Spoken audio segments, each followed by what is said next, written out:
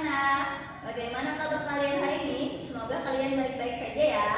Hari ini kita akan belajar IPA tentang sistem pernapasan hewan. Nah, bagaimana? Apakah kalian sudah siap mendengarkan penjelasan dari Ibu? Kita langsung saja ya. Nah, sekarang kita akan membahas tentang sistem pernapasan hewan. Alat pernapasan hewan terdiri atas paru-paru, insang, kulit, dan trakea. Hewan yang bernapas dengan paru-paru antara lain mamalia, burung, reptil, dan amfibi. Ikan bernapas dengan insang, cacing bernapas dengan kulit, dan belalang bernapas dengan trakea. Sekarang kita akan membahas yang pertama, yaitu pernapasan pada ikan. Ikan bernapas dengan insang yang berjumlah 4 pasang dan terletak di sebelah kanan dan kiri kepala. Ikan mempunyai gelembung renang yang berfungsi untuk menyimpan oksigen dan mengatur gerak naik turun. Ikan yang hidup di lumpur seperti gabus, lele, gurami, dan ikan batok mempunyai labirin untuk menyimpan cadangan oksigen. Nah, jalannya pernapasan pada ikan dimulai ketika mulut ikan terbuka. Air mengalir ke dalam rongga mulut dan diikuti menutupnya tutup insang. Saat tutup insang membuka, celah mulut menutup dan air mengalir dari rongga mulut keluar melewati celah insang. Pada saat itulah terjadi pertukaran gas oksigen dan karbon dioksida. Gas oksigen masuk ke dalam pembuluh darah dan gas karbon dioksida keluar dari pembuluh darah. Nah, yang kedua, pernapasan pada amfibi. Amfibi adalah hewan yang dapat hidup di dua alam, yaitu di darat dan di air. Contohnya adalah katak. Alat pernapasan katak dari kecil sampai dewasa berbeda-beda. Ketika masih muda, katak muda atau yang disebut dengan kecebong atau berudu bernapas dengan insang. Berudu mempunyai 3 pasang insang yang terletak di kepalanya.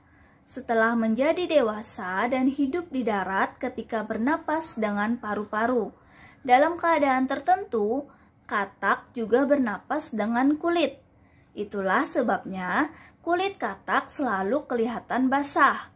Karena melalui kulit yang basah tersebut, katak mengikat oksigen. Nah, jalannya pernapasan pada katak sebagai berikut. Ketika mulut katak terbuka, udara masuk ke dalam rongga mulut. Kemudian rongga mulut tertutup. Nah, udara masuk ke paru-paru melalui trakea. Terjadi pertukaran gas oksigen dan karbon dioksida di kantung paru-paru. Yang ketiga, pernapasan pada mamalia atau hewan menyusui. Alat pernapasan utama pada mamalia adalah paru-paru.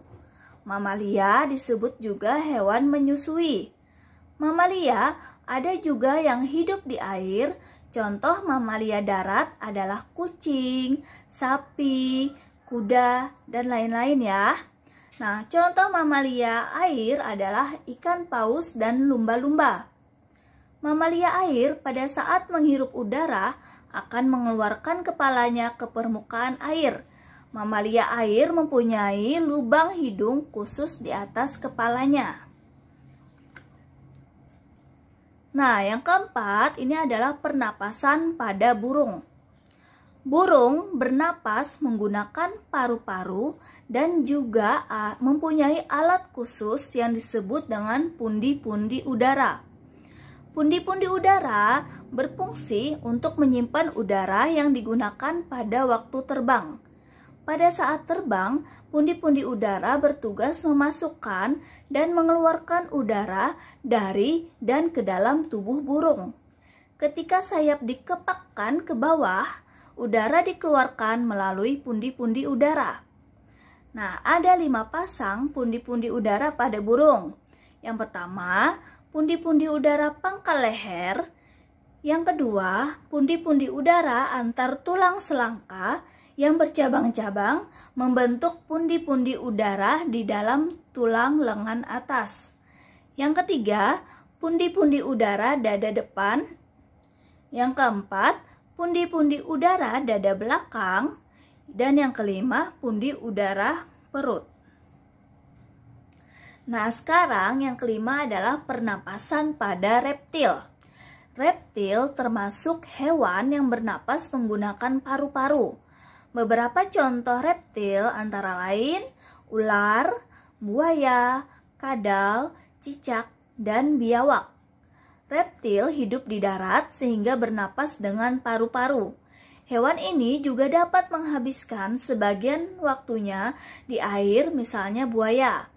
Buaya juga bernapas dengan paru-paru, namun memiliki lubang hidung yang dapat ditutup sehingga tidak kemasukan air. Udara pernapasan masuk melalui hidung, kemudian menuju batang tenggorokan, lalu ke paru-paru. Nah, di dalam paru-paru, oksigen diserap, sedangkan karbon dioksida dikeluarkan.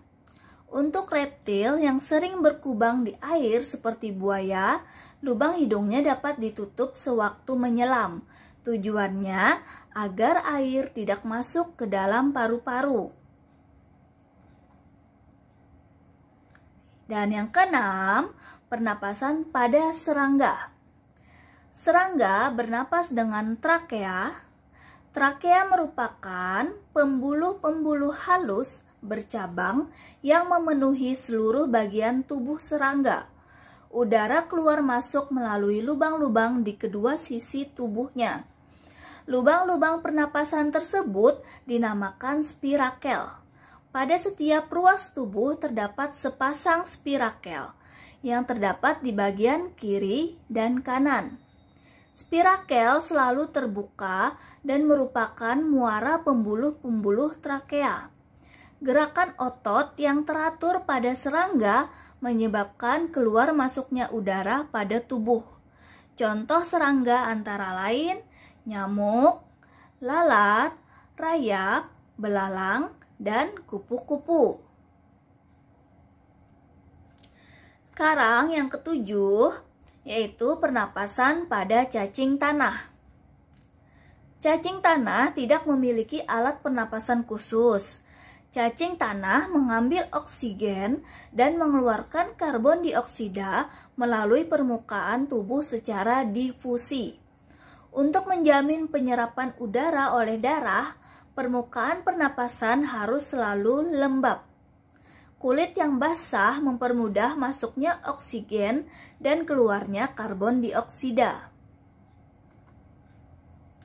Nah, sekarang Ibu akan memberikan tugas untuk kalian.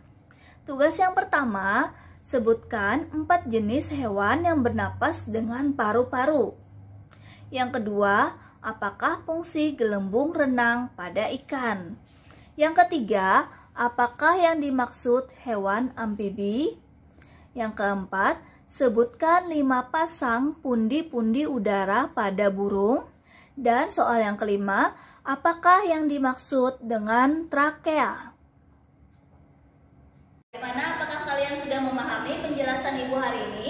Semoga kalian bisa menjawab tugas-tugas dari Ibu dengan mudah ya. Selamat mengerjakan.